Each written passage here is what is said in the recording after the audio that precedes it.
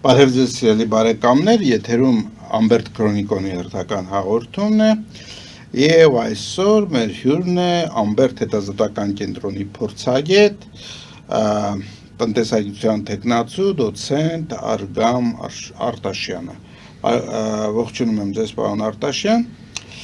Մենք այսօր խոսելու ենք կիբեր անվտանգության մասին, հիմա շատ են խոսում կիբեր անվտանգության մասին, բայց ես կարծում եմ մեր հեռուստադիտողներից շատ-շատերը ինքան էլ չեն պատկերացնում, թե դրատակ մենք ինչ ենք հասկանում, ուստի եկեք ամենապարզ հարցից, ինչ բան է կիբեր անվտանգությունը շատ մատչելի պարզ խոսքերով։ Բարև ձեզ, շնորհակալ եմ հրավերի համար։ Իհարկե կիբեր անվտանգությունը ամենաերևի օգտագործվող տերմիններից է ներկայում, բայց միջև հասնենք կիբեր անվտանգությանը, որովհետև ինքը այդպես շատ գիտաֆանտաստիկ է հնչում, մանավանդ կիբեր մասը, պետք է հասկանալ ինչ է տեղեկատվական անվտանգությունը, որովհետև կիբեր անվտանգությունը դրա մի մասն է ընդամենը, եւ որպեսզի շատ մատչելի լինի, դիտարկենք այսպիսի օրինակ։ Ենթադրենք թվային աշխարհ գոյություն չունի, տեղեկատվական տեխնոլոգիաներ գոյություն չունեն դեռևս, եւ մենք ունենք որոշակի տեղեկություններ, տվյալներ, որոնք պետք է պաշտպանվեն։ Եկեք շատ պատկերավոր պատկերացնենք, որ ենթադրենք մեր փաստաթղթերն են դրանք, եւ որտեղ ենք պահում։ Պահում ենք տանը, որը փակվում է, կողպեք ունի, պահում ենք սենյակում, ավելի կոնկրետացնեմ, որը եւս կողպեք ունի, եթե շատ կարևոր փաստաթղթեր են, ինչ որ չհրկվիզվող պահարանում, որը պաշտպանված է կամ թվային գաղտնաբառով, կամ էլի կողպեքով, եւ այդ տեղեկությունը, այսինքն մենք պահում ենք նվազագույնը եռամակարդակ, եռաշերտ պաշտպանությամբ, որտեղ օգտագործվում են բանալներ, օգտագործվում են գաղտնաբառեր կամ PIN կոդեր, այսպես ասեմ, եւ դա այդ տեղեկության մասին մենք չենք հայտնում ոչ ոքի, որպեսզի պաշտպանենք եւ դրա մասին ինչքան հնարավոր է քիչ մարդ իմանա։ Դա ընդհանրապես չեն գաղտնազերծում, չեն կիսվում դրա մասին տեղեկություններով այլոց հետ եւ այլն։ Այսինքն կիրառում ենք որոշակի միջոցառումներ կամ միջոցներ ենք ձեռք առնում, որպեսզի այդ մեր տվյալը, տեղեկությունը, տվյալ դեպքում փաստաթուղթը, որքան հնարավոր է պաշտպանված լինի։ Ես այստեղ մի հարց ունեմ ձեզ, որովհետև դուք ասացիք փաստաթղթեր, եւ առաջին բանը, որ մտքովս անցնում է, դա անձնագիրն է, բայց մյուս կողմից անձնագիրն էլ, ասենք, տարբեր հիմնարկների պահանջներով, ես չգիտեմ, ոստիկանության կամ բան, մենք պարտավոր ենք այդ անձնագիրը ցույց տալ։ Արդյոք այդ անձնագիրն է այն կարևոր տվյալը, որը որ պետք է պաշտպանել, թե ուրիշ տվյալներ։ Սա շատ կարևոր հարց է, որովհետև շատ հաճախ խոսում են տվյալների պաշտպանության մասին եւ այլն, եւ մարդիկ միշտ մի քիչ տատանվում են, էլի, ասենք օրինակ անձնագիրային տվյալները դա գաղտնի են, թե ոչ։ Ընդհանրապես, այո, ազդագրային տվյալները գաղտնի են, եթե կոնկրետ ազդագրի մասն ենք խոսում, որովհետև դրանց օգտագործմամբ կարելի է անձին նույնականացնել որևէ համակարգում, ես չեմ ասի թե բոլոր համակարգերում, բայց որևէ համակարգում, եւ այդ անձի փոխարեն կատարել ինչ-որ գործարքներ։ Բայց եթե այս թեման պահելով նաեւ մտներումս վերադառնանք տեղեկություններին եւ կիբեր անվտանգության եւ ընդհանրապես պաշտպանության տվյալների, հիմա գանք դեպի թվային աշխարհ, վիրտուալ տիրույթ, որտեղ որ արդեն հնարավոր չի եւի պատկերացնել որևէ մեկին, որ որևէ հաշիվ չունի, որևէ սոցիալական կայքում, on-line banking-ից չի օգտվում եւ այլն, այսինքն մեր որպես քաղաքացիներ, մեր գործունեության տարբեր տեսակի, թե պաշտոնական, թե զվարճանքի շատ գործունեություն արդեն իրականացվում է վիրտուալ միջավայրում, թվային աշխարհում։ Ի նկատմամբ, որ բոլորս ունենք տարբեր հաշիվներ, որոնք ըստ տրամաբանության պաշտպանված են գաղտնաբառով նվազագույնը։ Բայց բացի դա, մենք օրինակ տարբեր սոցիալական կայքերում, Instagram, Facebook եւ այլն, անդադ տարբեր հրապարակումներ ենք անում, նշում ենք մեր լոկացիան, որտեղ որ գտնվում ենք եւ այլն, այսինքն նույն հարցը, որ դուք տվեցիք, կարելի է այստեղ պրոյեկտել, որովհետեւ դրանք անձնական են, կարելի է ինչ-որ կերպ դա օգտագործել տվյալ մարդու դեմ ընդհանրապես, հա, որ տվյալները կարելի է համարել անձնական կամ խոցելի, այս առումով ցանկացած տվյալ, կարելի է համարել խոցելի եւ կարող է ինչ-որ կերպ օգտագործվել մարդու դեմ։ Դա լինի իր հեռախոսային խոսակցությունը, բանավոր խոսակցությունը, գրավոր, իր մասին, իր գտնվելու վայրի մասին ինչ-որ տեղեկություն եւ այլ, եւ նույն կերպ թվային աշխարհում։ Այս բոլոր տեղեկությունները, որոնք որ մեր կողմից գիտակցաբար կամ անգիտակցաբար հայտնվում են թվային աշխարհում, տվյալ դեպքում եթե խոսում ենք վիրտուալ աշխարհի մասին, մեր հաշիվների մասին, ապա սրանք կոչվում, մենք հետք ենք թողում, վիրտուալ աշխարհում հետք ենք թողում։ Եվ նրանք, չարագործներ, այսպես ասած, հաքերները, ովքեր որ ուզում են ինչ-որ կերպ օգտագործեն այդ տվյալները, օգտվելով այդ հետքերից կարողանում են ճանապարհ գտնեն դեպի մեր շատ պաշտպանված անձնական տվյալներ եւ օգտագործել դրանք մեր դեմ։ Այս առումով, եթե ամբողջականացնենք, կարող ենք ասել, որ կիբերանվտանգությունը ընդհանուր մեծ վերցրած տեղեկատվական անվտանգության մի մասն է, որը զբաղված է մեր թվային, մեզ վերաբերող թվային տվյալների եւ տեղեկությունների պաշտպանությամբ եւ դրանց գաղտնիության ապահովմամբ, անվտանգության ապահովմամբ, այսինքն բոլոր այն մեխանիզմները, տեխնոլոգիաները, որոնք որ մեր եւ մեզ վերաբերող անձնական տվյալները կպաշտպանեն, համարվում են կիբերանվտանգություն։ Հիմա վերադառնանք, այսինքն դուք համարում եք, որ բոլոր տվյալները կարող են որպես կիբերանվտանգություն օգտագործել, բայց այստեղ նույն հարցն է մեզ տալիս, մեր ժամանակակից մարդու, որը թվային աշխարհում ներկայություն ունի, կամ պարզապես քաղաքացիություն ունի այս կամ այն երկրում, շատ հաճախ օրենքով ստիպում են այդ տվյալները ցույց տալ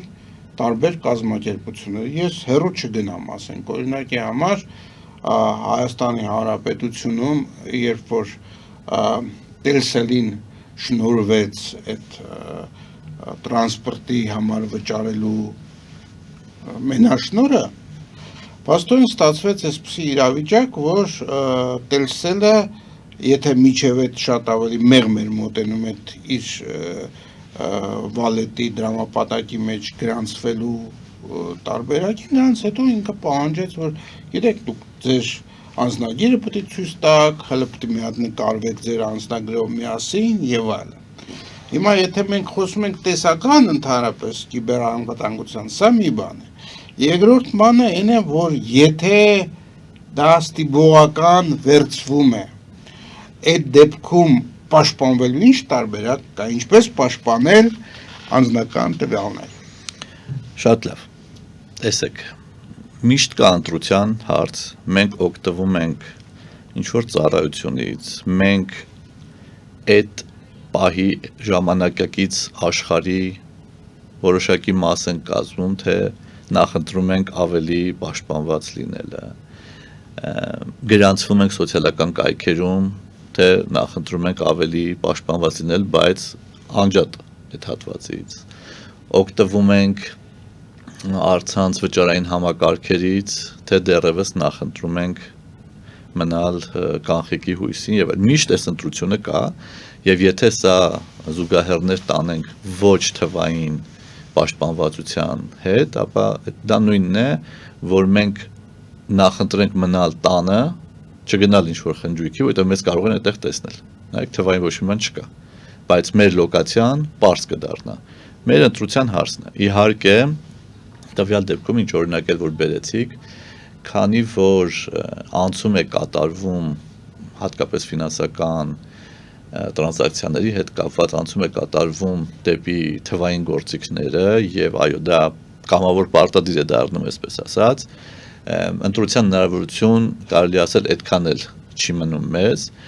եւ բոլոր այդ դեպքերում մեր կարծիքով նկատի ունեմ օգտվողներից կարծիքով տարբեր համակարգերից օգտվողների կարծիքով դա այն կազմակերպությունների խնդիրն է, անվտանգությունի նկատի ունեմ, կիբերանվտանգությունը եւ մեր տվյալների պաշտպանության խնդիրը, դա այն կազմակերպություններինն է, ովքեր որ այդ ծառայությունը մատուցում են, որովհետեւ իրանք են հավաքում այդ ինֆորմացիան, մենք չենք կարող այդտեղ միջամտել իրանց տեխնիկական մակարդակում, բայց դա թյուր կարծիք է, ինչու, որովհետեւ այո, իրանք պատասխանատվություն ունեն որոշակի, չնայած ես կարող եմ ասել, որ երևի թե աշխարհում այդպիսի համակարգ գոյություն չունի, որը որ ջարդած չլինեն, չկա այդպիսի համակարգ, միշտ տվյալների արտահոսք եղել է, միշտ լինելու է, քիչ անց հավանաբար այլ հարցերի շրջանակում կփորձեմ ավելի մանրամասն բացատրել, թե ինչպես է դա լինում, բայց կա եւ երկրորդ հատվածը, թե մենք որպես օգտվող ինչպես ենք պաշտպանում եւ պատրաստ ենք արդյոք կամ ունենք այդ գրագիտությունը թվային պաշտպանելու մեր հաշիվները, ջնջելու մեր հետքերը կամ շատ չկիսվելու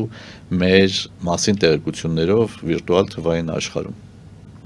Եվ այստեղ ինքը ոչ միայն այդ կազմակերպության օգտվողի, նաեւ պետությունների, կառավարությունների խնդիրը, հատուկ ծառայությունների խնդիրը, դրանք բազմաշերտ են, բայց էլի կրկնեմ, եթե մենք խոսում ենք օրինակ Telcel-ի մասին, Telcel ունի իր հատվածը, որ պետք է ապահովի տվյալների պաշտպանվածությունը, բայց էլի կրկնեմ, որ դա աշխարհում չկա այդպիսի կազմակերպություն, որ ամբողջությամբ պաշտպանված լինի, կան լավ պաշտպանվածներ, կան ավելի թերի պաշտպանվածներ, բայց մենք ունենք նաև մեր խնդիրը, որ մեր PIN կոդերը ոչ մեկի չասենք, մեր գաղտնաբառերը չասենք, հեշտ գաղտնաբառեր չդնենք, հուշող մեր հետ կապ ունեցող ինչ-որ գաղտնաբառեր չդնենք, այսինքն մենք էլ գործի մեր մասը ունենք անելու։ Այո, կան, եթե ավելի հակիրճ ասեմ, կան այդպիսի ծառայություններ, որ մենք պարտավոր թվային, որ մենք պարտավոր ենք օգտվել, որովհետև արդեն պարտադիր է դարձել, եւ մեր տվյալները ուզած թե չուզած հայտնվելու են իրենց բազաներում, բայց մենք ունենք մեր հատվածը անելու գործի պաշտպանելու համար իրենք ունեն իրենց հատվածը։ Դուք խոսում եք փաստորեն մշակույթի մասին, այդ կիբերանվտանգության եւ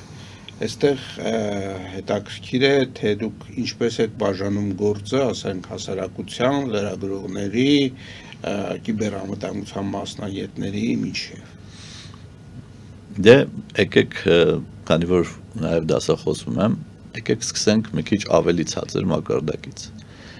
Օրինակ, թեմայի շրջանակներում դասախոսությունների ընթացքում ուսանողներին ընդհանրենք թեման է հենց կիբերանվտանգությունը։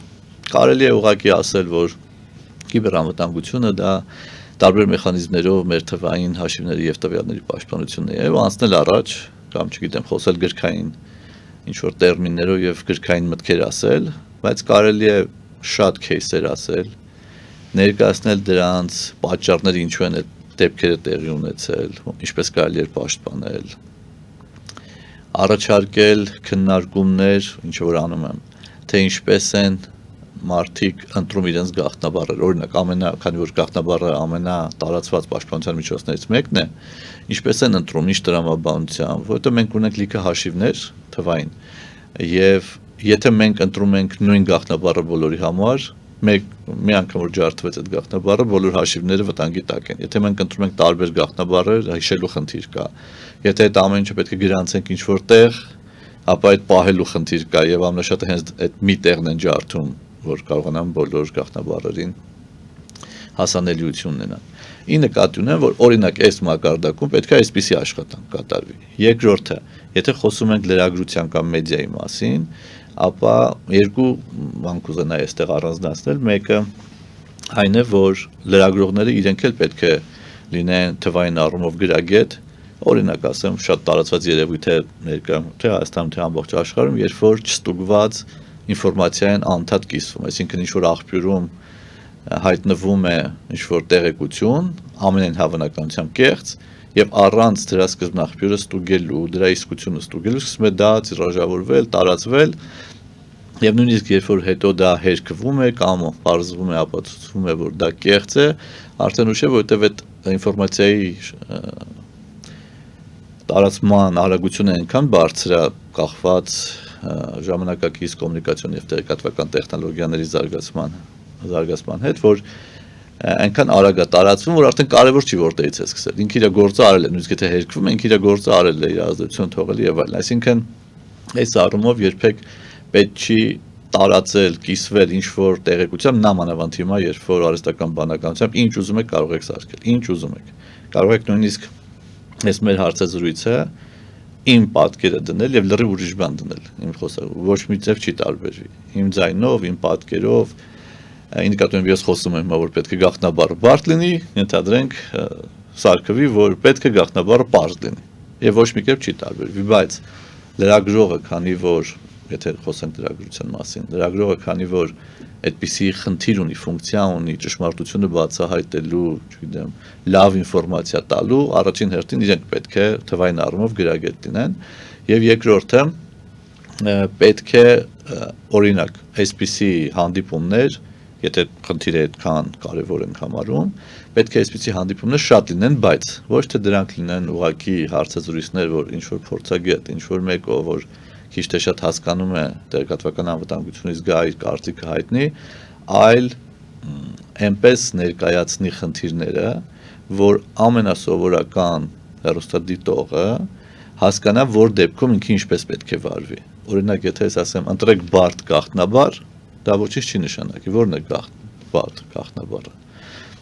Բայց եթե ես ասեմ, որ ձեր անվան հետ կապված, ձեր ծննդյան ամսաթվի հետ կապված գաղտնաբառեր մի դրեք, կամ գիտեք, որ աշխարհում ամեն տարի հրապարակվում են ամենահեշտ եւ ամենաշատ, այսպես ասած, ջարդված, հեքարված գաղտնաբառերի ցանկը եւ 1-ից 6 թվերը դրանց շարքում միշտ առաջի տեղն են զբաղեցնում, որովհետեւ հեշտ է հիշել 1-ից 6 թվերը, ու մարդիկ այդ գաղտնաբառն են դնում, բայց այդպես էլ նաեւ հեշտ է կոտրել իրենց հաշիվները։ Եվ այս տեսանկյունից, որպեսզի տեխնիկական շատ չդառնա հաղորդումը, բայց ասեմ, որ գաղտնաբառերը մեզ հետ կապ չունեցող, բայց այնպիսի բան պետք է լինի, որը որ մենք գիտենք, բայց ուրիշները չգիտեն։ Օրինակ ասեմ, որպեսզի այդպես շատ վերացական չհնչի, ենթադրենք շատ մարդ կարող է չիմանալ ես ինչպես եմ դիմում իմ դստերը, ես վերցնեմ այդ դիմելաձևը եւ քանի որ պահանջվում է թվեր, հատուկ սիմվոլներ եւ այլն, ավելացնեմ այդպեսի ինչ որ սիմվոլներ, որ միայն ես եմ որոշել այդ հերթականությունը։ Այդ դա կլինի ուժեղ գաղտնաբառ, որովհետեւ կոտրողը իմ հաշիվը կամ իմ գաղտնաբառը ինձ չի ճանաչում, դա ալգորիթմներ են սովորաբար, ոչ թե մարդիկ են, բայց իմ մասին տվյալներ ունի, անուն, ազգանուն, հասցե, բայց ինքը հաստատ չի կարող իմանալ, թե ես ինչպես եմ դիմում իմ դստերը։ Եվ դժվար կլինի։ Այսպեսի մի հարց եմ ուզում տալ, այդ գաղտնաբառերի բարդության հետ կապված, փաստորեն գործի բերումով այնպես է ստացվել, որ ես եւ մեր նույնատապանը Հայաստանում առաջին կազմակերպություններից մեկն էր, ով օգտագործել է ինտերնետ, օգտագործել է այդ հնարավորությունները։ Ես դες կարող եմ ասել իմ փորձը, որ գաղտնաբառերը տարեց տարի ավելի բարդ են դառնում։ Այսինքն, եթե ասենք սրանից 10 տարի առաջ կարելի էր օգտագործել 5 նիշանոց գաղտնաբառ, հիմա այդ գաղտնաբառը առնվազն 8 նիշանոց է, եւ կարծում եմ, որ մի 2 տարի հետո համակարգիչների արդյունավետության աճի հետ միասին արդեն կպահանջվի 16 նիշանոց, չգիտեմ քանի նիշանոց, հազարումի ձևերով։ Այսինքն այդ բարդ կամ պարզ գաղտնաբառերի խնդիրն էլ այդքան պարզ չի, որովհետեւ նա ժամանակի մեջ անընդհատ փոփոխվում է։ Շատ ճիշտ նշեցիք, ես արդեն պատրաստվում էի պատասխանել, երբ որ նշեցիք համակարգիչների արտադրողականության բարձրացում, այո, դրանք ուղիղ կապված են։ Այստեղ պարզ մաթեմատիկա է, եթե ուզում եք նույնիսկ ասեմ, որ առաջ հաշվարկներ կար, հիմա կարող է թվերի մեջ մոտավոր սխալվեմ, բայց տրամաբանությունը ճիշտ կփոխանցեմ։ Այսպես էր, 6 նիշանոց գաղտնաբառը, մի 10-15 տարի առաջվա տվյալներ եմ ասում, 6 նիշանոց գաղտնաբառը կոտրելու համար անհրաժեշտ կլներ աշխարհի բոլոր համակարգիչները, որ աշխատեին մոտավորապես, եթե ճիշտ եմ հիշում, 100 տարի, 100-140 տարի։ Դա պարզ հաշվարկ էր, որովհետև հաշվի էին առնում բոլոր հնարավոր կոմբինացիաները լատինական ալֆաբետի 33 տառերով, կամ միգուցե ավելի քիչ, սիմվոլները, թվերը եւ այլն, այդ բոլոր կոմբինացիաները հաշվում էին եւ վերցնում էին բոլոր համակարգիչների ընդհանուր հզորությունը, ու հաշվում են թե միավոր ժամանակում ինչքան կոմբինացիա կարող է ստուգել Եթե բոլոր այո բոլորը աշխատեն աշխատեն այդ խնդրը մի կողմից այս խնդիրը լուծելու համար բարդացնում են կամ ավելացնում են օրինակ գաղտնաբառի նիշերի քանակը որպեսզի այդ ժամանակը էլ ավելի երկարի եւ ինքը ուղղակի անիմաստ դառնա այդ գործով զբաղվելը մյուս կողմից պահանջում են հավելյալ նիշերի նշանների օգտագործում նկատում հատուկ նշանները դոլարի նշան վանդական նիշ եւ այլն եւ մյուս կողմից մտցնում են պաշտպանական այլ մեխանիզմներ մասնավորապես շատ տարածված է երկփուլանի աուտենտիֆիկացիայի մեթոդը ի նկատի ունեմ մեր հաշիվները կամ այդ տվյալը որ պաշտպանում ենք ոչ միայն գաղտնաբառով է պաշտպանվում որ էլի կրկնեմ ամենատարածված պաշտպանական միջոցն է այլ նաեւ օրինակ SMS ենք ստանում եւ դա էլ պետք է հաստատենք կամ մեր էլեկտրոնային փոստին է համապատասխան հաստատող հաղորդագրություն գալիս եւ այլն կան տարբեր մեթոդներ կան ասեմ ավելին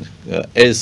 պաշտպանական մեխանիզմները քանի որ ուժեղացվում են շատ դեպքերում նույնիսկ եթե մենք մոռանում ենք գաղտնաբառը կամ չգիտեմ եթե հեռախոսը այլևս մեզ մոտ չէ այդ էլեկտրոնային փոստը այլևս չի աշխատում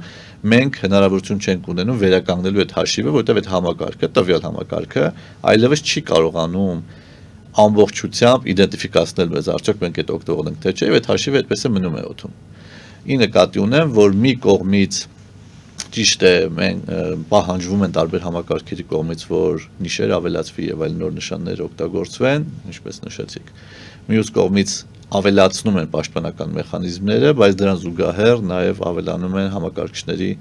արտադրողականությունը իրենց ընդհանուր տենց ուժը եւ այստեղ ուղղակի որպես ամփոփում այս հատվածին այսպես կասեմ որ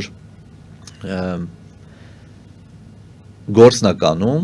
եթե ձեր գաղտնաբառը մոտ 10 նիշ է դուք օգտագործում եք մեծատար փոքրատար հատուկ նշաններ թվեր գործնականում եւ չեք կիսվում այդ գաղտնաբառով որևէ տեղ չեք պահում ինչ որ տեղ միայն ձեր մտքում գործնականում գրեթե անհնար է այդ գաղտնաբառը կոտրելը Շատ լավ հիմա անդրադառնանք մեկ ուրիշ հարցի մենք մինչեւ հիմա խոսում ենք մեր անհատական օգտվողների անվտանգության մասին բայց անվտանգության խնդիր ունեն ոչ միայն քաղաքացիները, այլև պետությունը։ Այսինքն պաշտպանված պետական հիմնարկներ, պետական գրագրություն եւ այլն։ Ինչպես է Հայաստանում իրականացվում այդ կիբերանվտանգությունը։ Հայաստանում մեկ բառով տենց կամ մեկ նախադասությամբ ճիշտ չի լինի ընդհանրելը, որովհետեւ ներկայացնում ընդհանրապես այդքան խորը մակարդակով ինչպես է տեղի ունենում պետությունների տվյալների պաշտպանությունը ընդհանրապես տեղեկատվության պաշտպանությունը այդպիսի խորը մակարդակով նայեք մենք խոսեցինք օգտվողների մակարդակի պաշտպանությունից կա օրինակ Telcel-ի մակարդակ ավելի բարձր մակարդակ որտեղ որ կազմակերպությունն է ինքն է ապահովում դրանից բարձր կարող է լինել ինտերնետ պրովայդերների պաշտպանությունը իրանք ապահովում իրենց ցանցի անվտանգությունը կարող է լինել պետական կառույցների պաշտպանությունը եւ դրանից բարձր կարող է օրինակ անվտանգության ծառայությունը ոչ թե կարող է այդպես էլ անվտանգության ծառայությունը ապահովել շատ բարձր մակարդակի երկրի տեղեկատվական անվտանգությունը այդպես էլ արվում է այս առումով բոլոր այդ կառույցները կան գործում են գոյություն ունի Հայաստանի պետական կենտրոն որը զբաղվում է տարբեր պետական կառույցների թվային համակարգերի վրա հարցակումների պաշտպանողականությամբ միջադեպերն է գրանցում, եթե կարճ ասեմ, այսպես է այդ կազմակերպության կառույցի աշխատանքի հիմքը, հետևյալն է, որ ստուգում են, թե տվյալ կառույցի համակարգը, թվային համակարգը, ինչպիսի դիմադրողականություն ունի տարբեր հարցակումների։ Եթե ցածր է, առաջարկում են լուծումներ, եթե բարձր է, ապա ինչ որ միջակայքի մեջ են գնում, հա, ու համարում են որ բարձր է։ Այս առումով գործում է, ամեն ինչը գործում է, նոր օրենքի նախագիծը եւս դրա մասին է, ինքը ճիշտ է, ամեն ինչ չի ծածկում, բայց էլի քայլ առաջ է դեպի տեղեկատվական անվտանգություն, որը վերաբերում է պետությանը։ Բայց այստեղ էլի ինչ էլ խոսելու ենք մի քանի շերտերի մասին եւ օրինակ ես համոզված չեմ, որ պետական կառույցներում աշխատող բոլոր տվյալ համակարգից, այսինքն այնպիսի համակարգից, որտեղից բոլորն են օգտվում, ընդհանրենք Malberry-ից, հաստատաշրջանառության համակարգից կամ այլ համակարգից, որոնցից որ օգտվում են, բոլոր աշխատողները թվային առումով գրագետ են։ Ենթադրենք համակարգը ճիշտ կազմակերպված է, ունի բարձր պաշտպանողականություն, դիմադրություն տարբեր հարձակումների եւ միջադեպերի,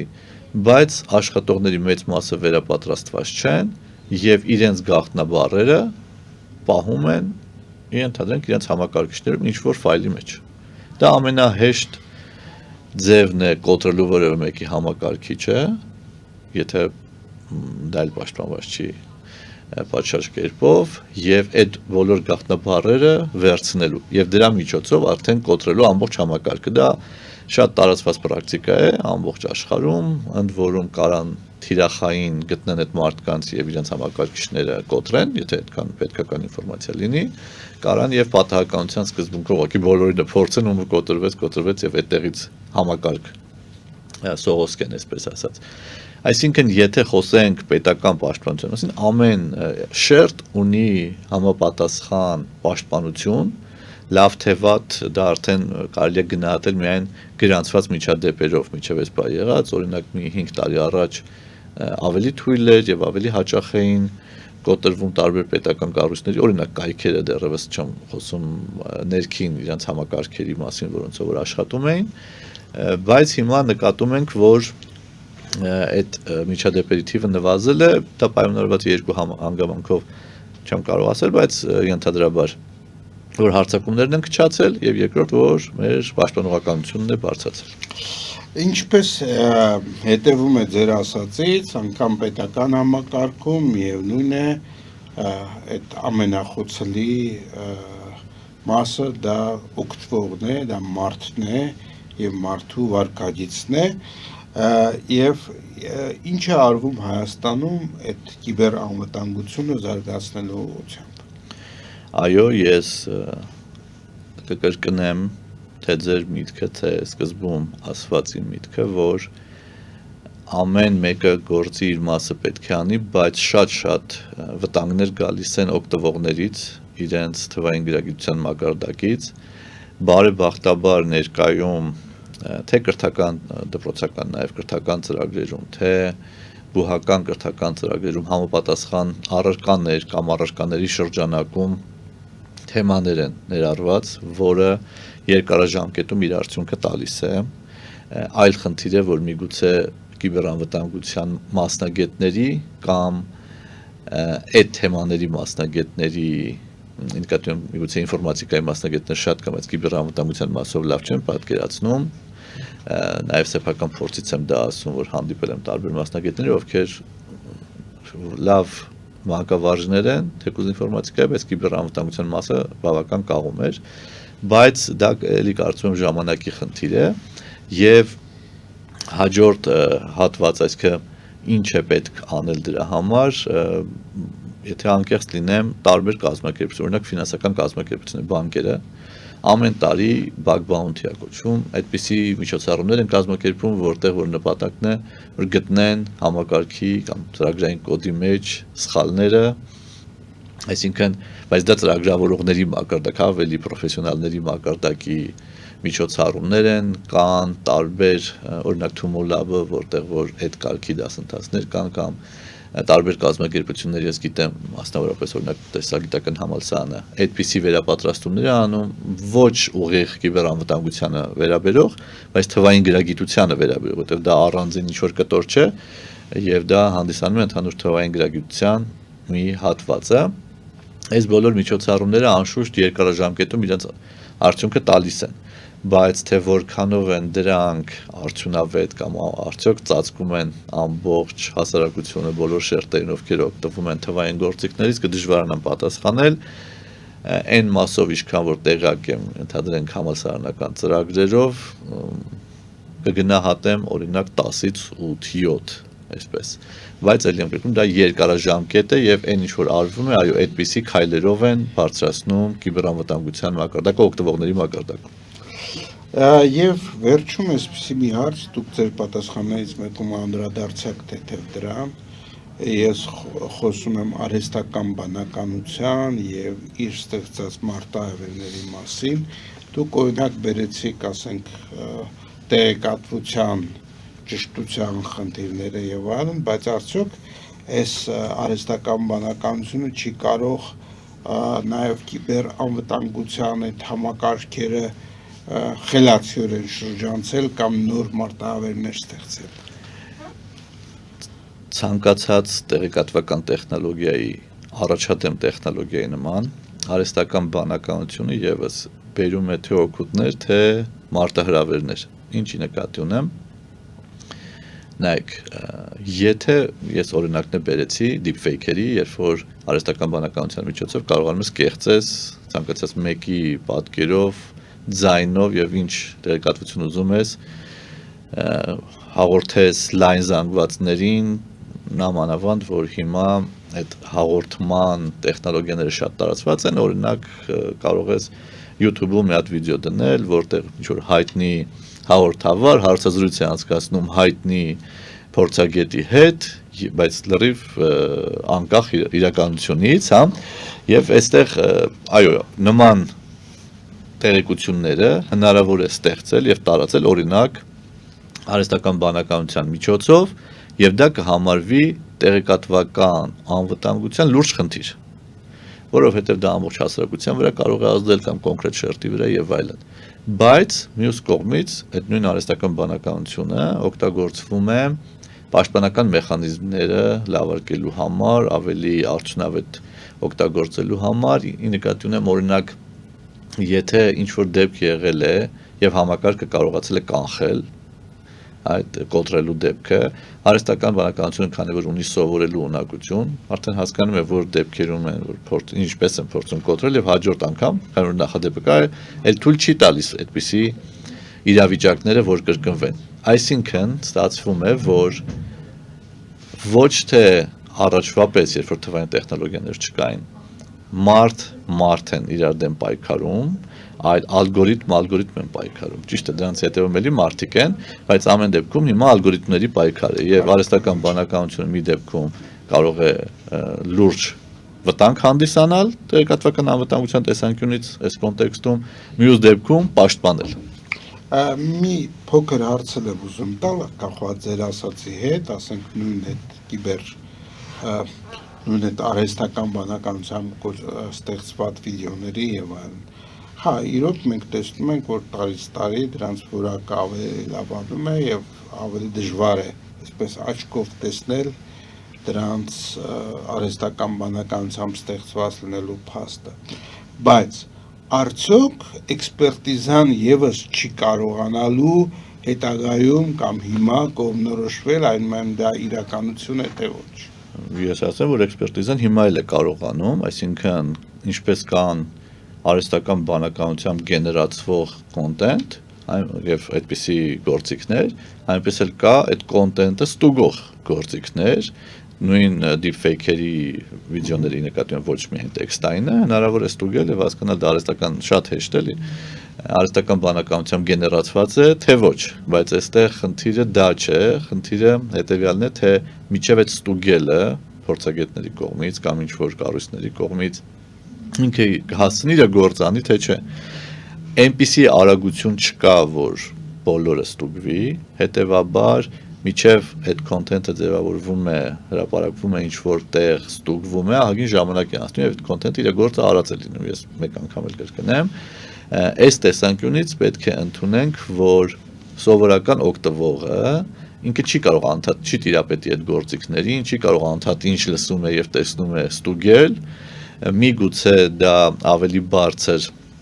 մակարդակի պաշտպանության կարիք ունի, նկատում կարող է մտածեք ծրագրավորողները դա պետք է անեն կամ պետությունը պետք է անի կամ հատուկ ծառայությունները պետք է անեն, բայց ներկայում այս մակարդակի տեղեկատվության եւ տեղեկությունների տարածվածության եւ բաշխվածության պայմաններում, օրինակ եթե ավելի պարզ ասեմ, սոցիալական ցանցերի պայմաններում ոչ մեկ չի կարող վերահսկել, թե ես ինչ էջեր եմ մտնում, ինչ ինֆորմացիա եմ տեսնում, որ այդ էջերը կարողանամ ցենզուրայի ենթարկի, դա արվում է տվյալ համակարգի օրինակ Facebook-ի, ընդհանրեն կամ Instagram-ի ալգորիթմների կողմից, բայց բոլորս է նկատած կլինենք, որ այդ ալգորիթմները իդեալական չեն։ Եվ մենք կարող ենք տեսնել այնպիսի դեպքեր, որոնք որ բառի բուն իմաստով ցենզուրայից դուրս են։ Այս առումով օրինակ ամենավատ պլատֆորմներից է TikTok-ը, որի ցենզուրան ամենավատն է աշխատում աշխարհում, դրա համար շատ երկրներ թվում եւ Ամերիկայի Միացյալ Նահանգները թույլ չեն տալի այդ պլատֆորմների աշխատանքը իրենց երկրներում, որովհետեւ որտեղ ալգորիթմն է կատարում, դա մարդը չի նստած ստուգում, իսկ ալգորիթմներին միշտ կարելի է շրջանցել այլ ալգորիթմների շնորհիվ։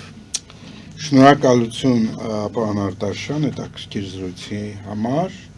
Սիրելի բարեկամներ, հիշեցնեմ, որ մենք զրուցում ենք Ամբերտ հետազոտական կենտրոնի փորձագետ, տնտեսագիտության թեկնածու, դոցենտ Արգամ Արտաշյանի հետ։ Մաղթում եմ ձեզ ամենայն բարիք եւ մինչեւ նոր հանդիպում։